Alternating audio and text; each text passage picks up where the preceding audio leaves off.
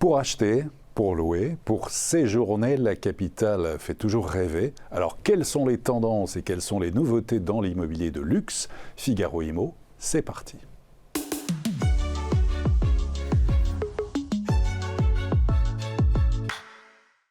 Deux invités sur le plateau de Figaro Immo Paris-Île-de-France, qu'on est très heureux de recevoir ici pour parler d'immobilier de prestige, pour parler de cet immobilier de luxe parisien. On va rêver avec vous.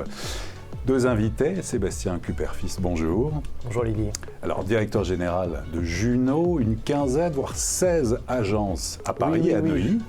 Tout à fait, et puis ça continue de grandir, donc c'est en permanence évolution. Bon, pour l'instant une quinzaine, et voilà. Sans doute peut-être une vingtaine d'ici la fin de l'année. Une vingtaine non, mais on en a deux dans les pipes là en ce moment. Très bien.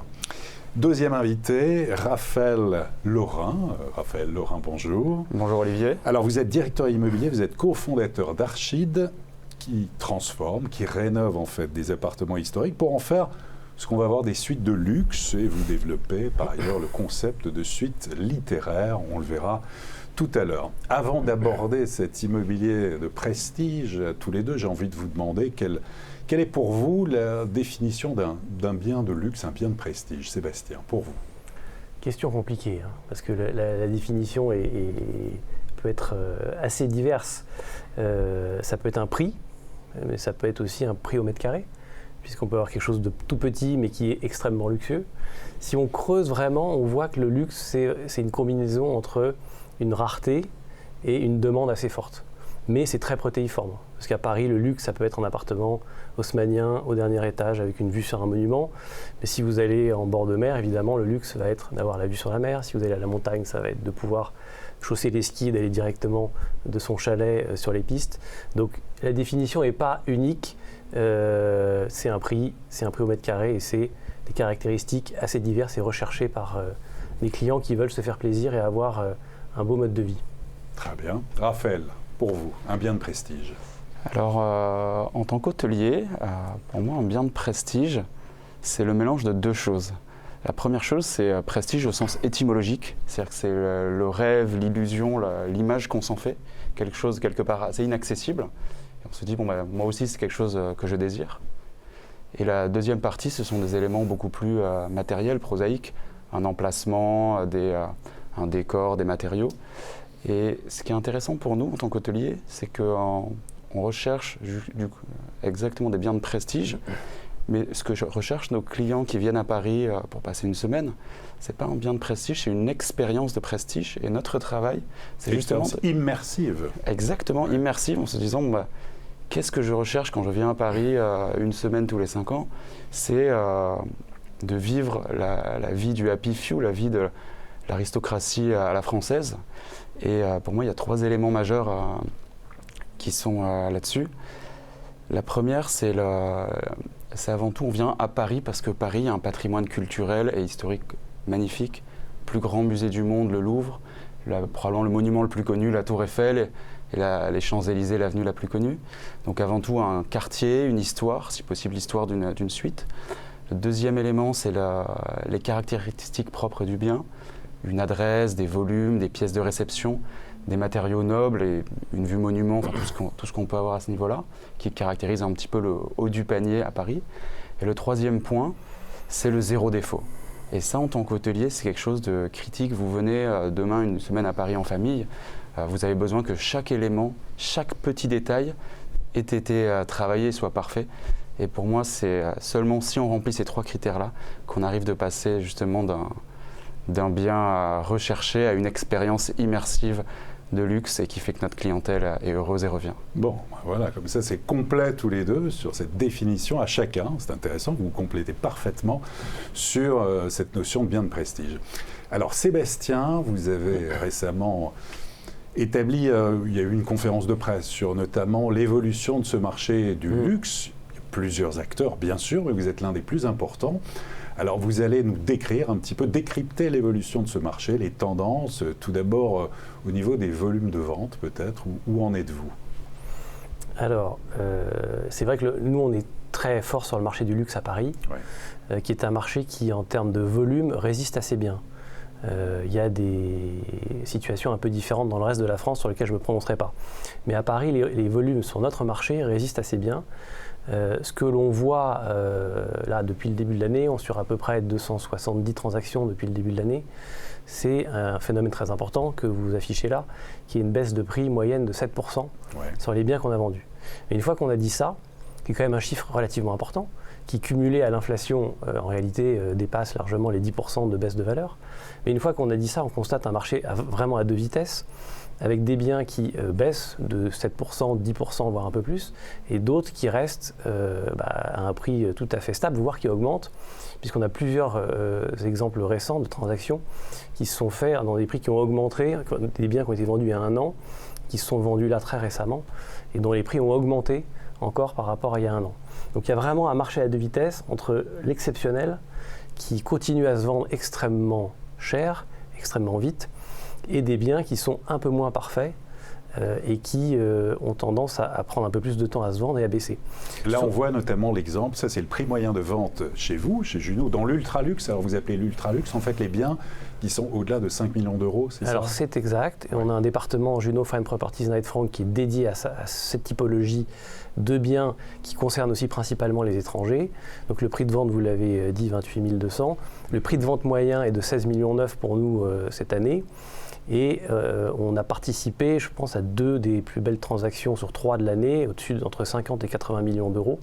Et donc sur ce marché-là, on voit que la demande continue à être très forte, que Paris est, pour les raisons que vous évoquiez, une espèce de monument historique sur pattes, extrêmement attractif pour beaucoup d'étrangers, en particulier les Américains, qui représente 50% de notre clientèle étrangère à Paris. 50%, oui, effectivement. Donc, très attirés par le lifestyle de la France, de Paris, et puis aussi qui ont des taux de change extrêmement attractifs pour eux.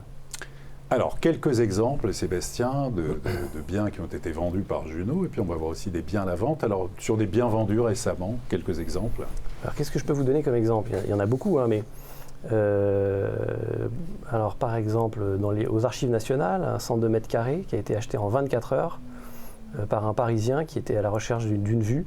Donc là vraiment typiquement on est dans l'appartement qui correspond exactement à ce qu'on veut aujourd'hui, extrêmement bel emplacement, vue sur un monument, 5e étage, triple réception. On est à 2,2 millions, c'est-à-dire 21 600 € du mètre carré. Ou alors à Saint-Augustin dans le 8e, un 180 mètres carrés, appartement familial. Alors là, une autre caractéristique intéressante, il est vendu clé en main.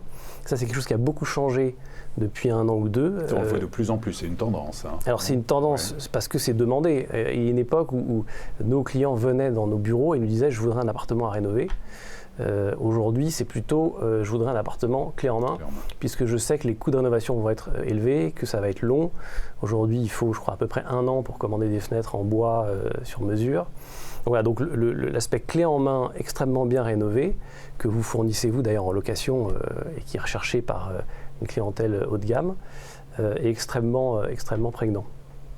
Donc sur les biens vendus, vous alliez citer un autre exemple. Oui, j'allais citer Saint-Augustin, donc 184 mètres carrés, donc vendu à un couple de franco-américains pour un pied-à-terre, 5e étage, double séjour, on a un balcon terrasse, on a une vue dégagée, c'est entièrement refait et là on est à 18 500 € du mètre carré.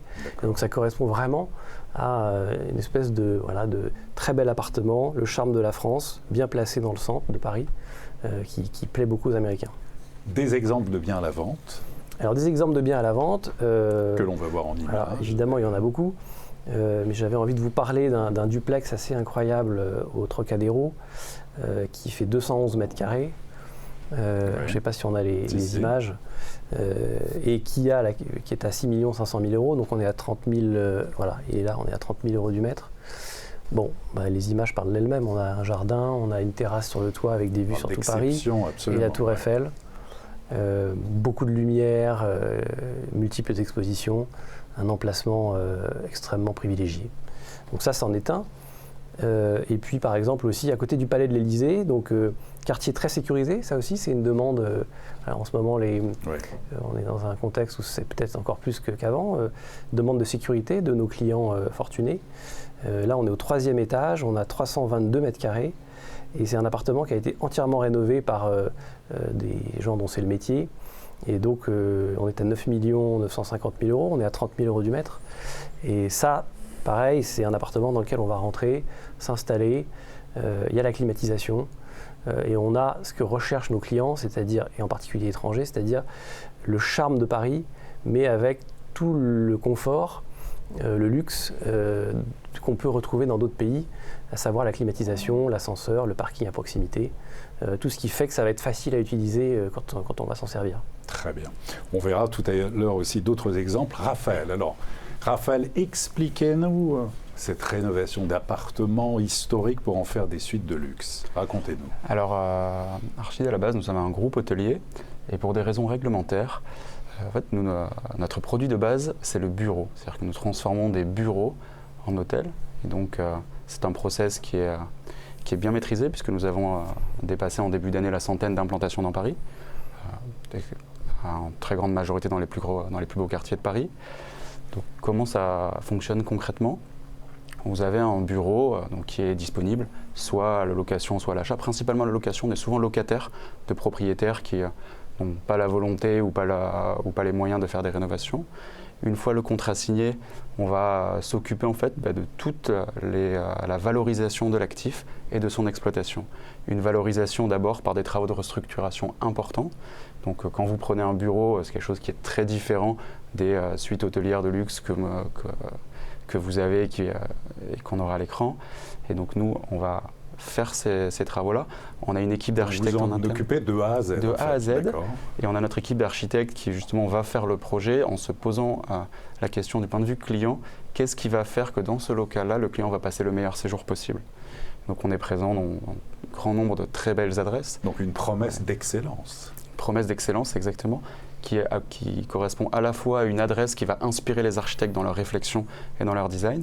Ensuite, on passe à la phase chantier où vraiment on va mettre ça en musique pour aller jusqu'à la petite molette qui sera vissée et que la suite soit parfaitement rénovée avec des matériaux nobles.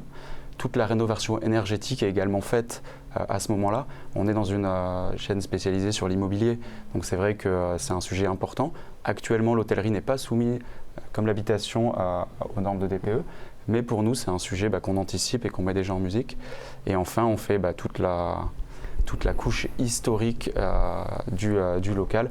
On va vraiment aller creuser les bases d'archives, les bases documentaires, les œuvres littéraires, pour essayer de partager l'image et l'histoire de Paris, de l'immeuble et de la rue auprès de la clientèle qui va venir. Alors ça, c'est ce qu'on va voir en images sur ces suites littéraires. Alors parlez-nous, racontez-nous ces suites littéraires. Victor Hugo ou d'autres. En fait, ce qui est assez intéressant dans ce qu'on fait, c'est quand on creuse un peu sur l'histoire des bâtiments à Paris, il y a beaucoup de magnifiques surprises et des fois on ne s'entend pas du tout, on voit un local qui est abîmé comme ça et puis on se rend compte en recherchant un peu qu'en fait c'était les bureaux de l'éditeur de Victor Hugo de son vivant, et que Victor Hugo venait là poser ses manuscrits et discuter dessus. Et c'est d'autres exemples, par exemple, vous voyez Francis Scott Fitzgerald, dont l'œuvre majeure Gatsby, le Magnifique, a été écrite à Paris. En fait, quand on a loué l'appartement, on s'est rendu compte que Fitzgerald avait habité dans l'appartement entre 1922 et 1925.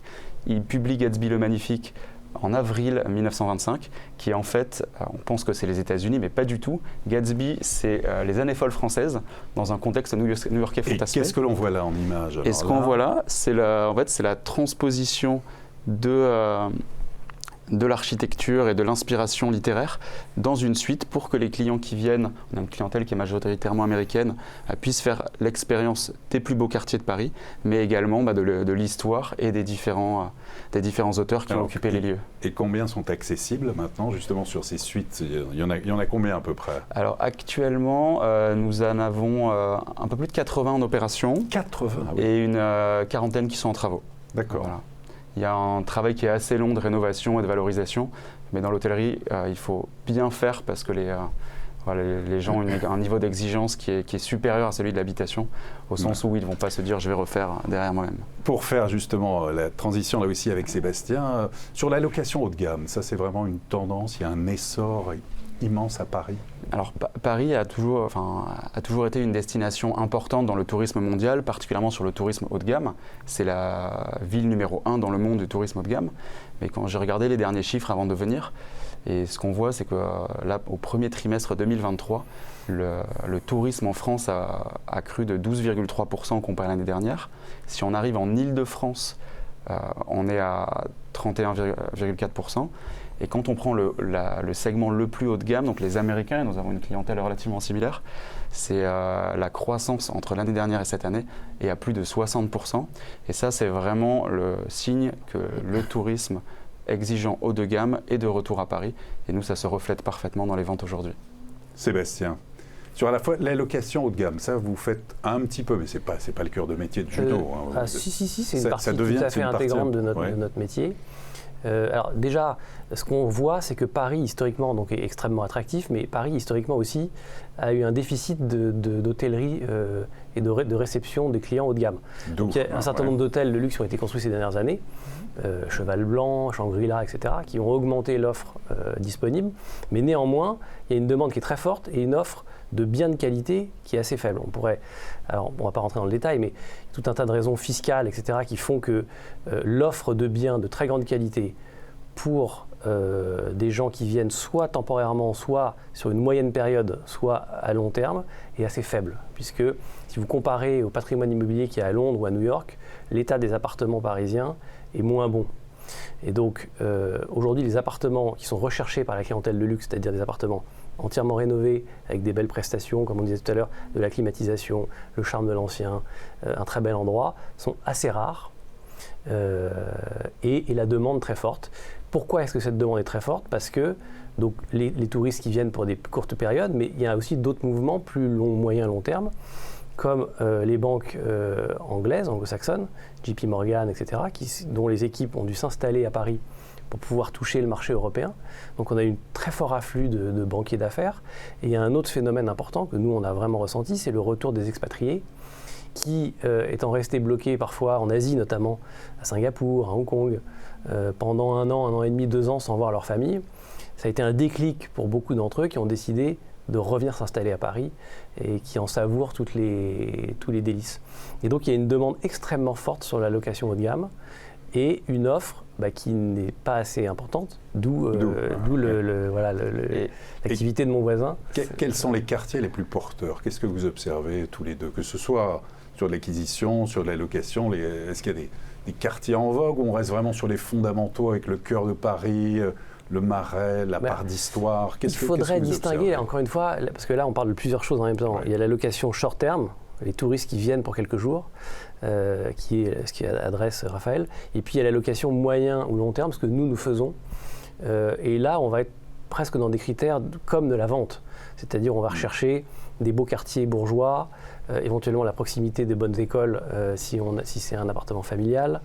On va rechercher le lifestyle à la française, le beau parc, l'ancien, un bel immeuble, mais aussi la proximité de restaurants, de bars, de cette vie qui nous paraît normale, mais qui n'existe pas dans tout un tas de pays étrangers, et que justement les étrangers viennent savourer, ou quand je dis étrangers, d'ailleurs je dis aussi les gens de la région, et des gens qui télétravaillent, puisqu'il y a aussi un autre phénomène, c'est qu'il y a un certain nombre de personnes qui se sont installées en région et qui commutent régulièrement, chaque semaine. Et donc nous, on adresse un gros marché soit de salariés qui sont logés par les entreprises, soit de chefs d'entreprise qui résident par exemple à Bordeaux et qui viennent à Paris peut-être 2-3 jours par semaine. Et donc ce marché-là aussi est extrêmement dynamique. Raphaël. Alors au niveau de l'attractivité des différents quartiers de Paris, donc historiquement dans l'hôtellerie, c'était très axé sur 3 quartiers, la Tour Eiffel, les Champs-Élysées et le Louvre. Parce qu'on entendait dire aussi que le 16e arrondissement revenait en force, qu'il y avait le 11e aussi. Sur la partie 16e Triangle d'Or est véritablement un des hauts lieux du tourisme haut de gamme à Paris. C'est là où vous avez d'ailleurs la majeure partie des palaces qui sont installés vraiment sur cet endroit-là. Mais ce qui est, je pense, un élément un peu conjoncturel et très médiatique qui a, je pense, beaucoup contribué à faire rayonner la destination Paris, c'est Emily in Paris. qui pour le coup, les clientèles haut de gamme, les Américains, les Anglais qui sont là, en fait, Emily in Paris est resté 30 semaines d'affilée dans le top 10 Netflix dessus. Et il y a des études qui ont été faites par Le Figaro qui justement montrent que la probabilité de venir à Paris est beaucoup plus importante si on a vu la série comparé à d'autres. Une partie d'ailleurs d'Emily in Paris a été tournée dans une suite archi de Place de Valois. C'est une suite qui est en fait l'ancienne cour des cuisines du cardinal Richelieu quand il construit le Palais Royal en 1639 et qu'on a rénové en appart-hôtel. Et les plans de raccord de la série sur la première saison ont été faits ici. Et vous avez maintenant des tour opérateurs qui justement font les différents lieux d'Emily in Paris dans la série à Paris. Et nous, on a vu une recrudescence des demandes sur le quartier autour du Palais Royal et du Louvre, avec une recherche de faire l'expérience Emily, aller chercher son petit croissant, manger à la brasserie où il déjeune le midi, et vraiment vivre le rêve parisien. Parce que je pense qu'on est vraiment dans le rêve et l'expérience que ces clients souhaitent avoir. C'est vraiment le rêve. Clientèle internationale, essentiellement américaine, Sébastien, depuis 1 an et demi, ou quel est le profil? Si on parle en vente, si je reviens à la vente une seconde, sur la vente, oui. 1/6 de nos acheteurs sont étrangers, et dans ces étrangers, 50% sont américains. Le reste va être assez diffus, il y avait des Européens, mais il y en a un petit peu moins qu'avant. L'Asie augmente un petit peu, le Moyen-Orient augmente aussi. Mais c'est vrai qu'ils sont principalement américains, et c'est un mouvement qui a été assez fort qui a été assez significatif ces dernières années. La clientèle parisienne, certains disent dans cet immobilier de luxe, il y a plus de difficultés, plus de mal pour les appartements familiaux, qu'il y a eu une baisse de l'activité. Est-ce que vous le constatez chez Junot j'entends ou pas? ça. Je pense qu'il faut distinguer, je ne suis pas complètement d'accord, je pense qu'il faut distinguer entre des appartements familiaux qui correspondent à ce que tout le monde veut, et puis d'autres qui ont un peu plus de défauts. En réalité, c'est encore plus granulaire que ça. Puisqu'encore une fois, un appartement familial dans le 16e, à côté d'une très bonne école privée, au dernier étage, avec des vues dégagées et parfaitement rénové, aujourd'hui, il a une demande qui est extrêmement forte, et c'est un appartement qui va être très liquide et très cher. Donc, j'ai entendu ce sujet sur ces appartements familiaux. Donc un bémol. Hein, oui, j'ai un petit bémol, je pense que ça dépend vraiment. Encore une fois, c'est là que c'est compliqué, c'est qu'on a des moyennes, et en réalité, il y a des différences assez importantes, et on parlait de quartier aussi. On voit bien, par exemple, en ce moment, qu'il y a un peu un report, vous parlez du 16e, qui a été, il est vrai, un peu mis de côté pendant des années. En tout cas, ce n'était pas le quartier à la mode. On parlait beaucoup du 9e, du 10e, du 11e, où nous sommes d'ailleurs très présents, Junot, ou du 18e. Et c'est vrai que le 16e est revenu depuis un certain temps, est très apprécié, parce qu'il a des fondamentaux solides. Dans un marché qui est un petit peu plus chahuté, finalement, c'est rassurant. Parce qu'encore une fois, bel environnement, beaux immeubles, les écoles, la verdure, la proximité aussi du verre, la proximité de la sortie de Paris pour les gens qui veulent sortir. Voilà. Donc c'est marrant, ça change, et puis on va dire que d'une année sur l'autre, on a des quartiers qui vont être plus ou moins, et puis il y a des impacts après externes, comme Emily in Paris en effet, qui va impacter les étrangers. On apprécie beaucoup aussi d'aller dans le 16e, on a notamment signé récemment l'avenue Kléber, l'ancien hôtel particulier de François-René de Chateaubriand, qui a été construit par ses héritiers en 1924. Et donc on est vraiment en grande avenue Kléber, en face de Palace. Et quand on avait fait la recherche historique, on allait aux archives, on a retrouvé des plans énormes, qui sont les plans qui ont été déposés par l'architecte à la municipalité et qu'on va imprimer pour les Jeux Olympiques, puisque l'année prochaine, ce sera le 100e anniversaire de cet hôtel particulier et qui sera également une grande célébration pour Paris, savoir les Jeux Olympiques. Ben oui, évidemment. Quelles sont pour vous les innovations, les outils numériques en vogue dans l'immobilier de luxe? Comment on fait rêver à distance, Sébastien? Écoutez, alors je vais être un peu vieux jeu, mais je pense que le luxe, justement, c'est une expérience, vous le disiez tout à l'heure, c'est un feeling, et que dans ce métier, dans l'immobilier, justement, il y a beaucoup de choses qui sont tactiles, qui sont physiques et qu'on ne va pas changer. Et par conséquent, une fois que j'ai dit ça, donc ça veut dire qu'on va être présent. On va être présent, exactement. À un moment donné, on va être présent, et c'est une expérience qui va se vivre. Expérience qu'on fait vivre à nos clients, par exemple, en meublant nos appartements avec des très beaux éléments de design, de décoration. On a des partenariats avec des entreprises de design et de déco. Donc justement, quand les gens viennent dans les appartements, il se passe quelque chose. Ceci étant dit, ce qu'on voit, je crois, la chose la plus visible, c'est l'augmentation de l'influence des réseaux sociaux, Instagram notamment, qui marche très bien en immobilier, et donc de la vidéo. On en a un certain nombre qui défilent. C'est vrai que la vidéo, il y a eu un espèce de mouvement pendant le confinement avec la visite 3D, etc., qui est, on va dire, utilitaire. Mais si je réponds à votre question, qu'est-ce qui fait rêver? La vidéo fait rêver. Parce que la vidéo, elle permet de s'imprégner d'un lieu, de rentrer dedans comme si on y était. Et donc la vidéo et les réseaux sociaux, j'ai envie de dire que c'est assez simple, mais c'est ça aujourd'hui qui drive et qui permet à nos clients en France ou à l'étranger de s'imprégner et d'avoir envie des beaux biens que nous présentons. C'est la première porte d'entrée, peut-être l'élément déclencheur, en tout cas qui va donner envie pour aller plus loin. Exactement. Et faire appel à vos services. Et les portails immobiliers qui restent évidemment bien entendu, propriété Le Figaro. Voilà, propriété bien Le Figaro. sûr. Raphaël, sur ces outils numériques ou le fait de faire rêver à distance. Alors les outils numériques, historiquement, le marché de l'hôtelier, il y a 50 ans, les gens faisaient pas de réservation, venaient et prenaient leur chambre. Ces 15-20 dernières années, on est sur un marché de e-commerce. Donc c'est-à-dire que les gens achètent sur photo en quelque sorte. Donc c'est très important que les photos soient bien travaillées. Et l'évolution du secteur on passe de la photo expérientielle à la vidéo expérientielle, où la personne justement, pas une visite virtuelle qui est utilitaire, mais vraiment faire ressentir une émotion lorsqu'on regarde ces vidéos. Et les différentes plateformes de distribution, Booking, Expedia, sont justement en train de mettre en place les outils pour pouvoir communiquer auprès des clients. C'est des sujets qui sont en route, et pour la clientèle haut de gamme, c'est vraiment, je pense, ce qui va se passer dans un avenir très proche. Eh bien, merci à tous les deux pour vos éclairages. Sébastien Cupper-Fils, merci beaucoup. Merci à vous. Raphaël Elie, merci infiniment. Merci Olivier. Et à très bientôt pour une prochaine édition de Figaro Immo.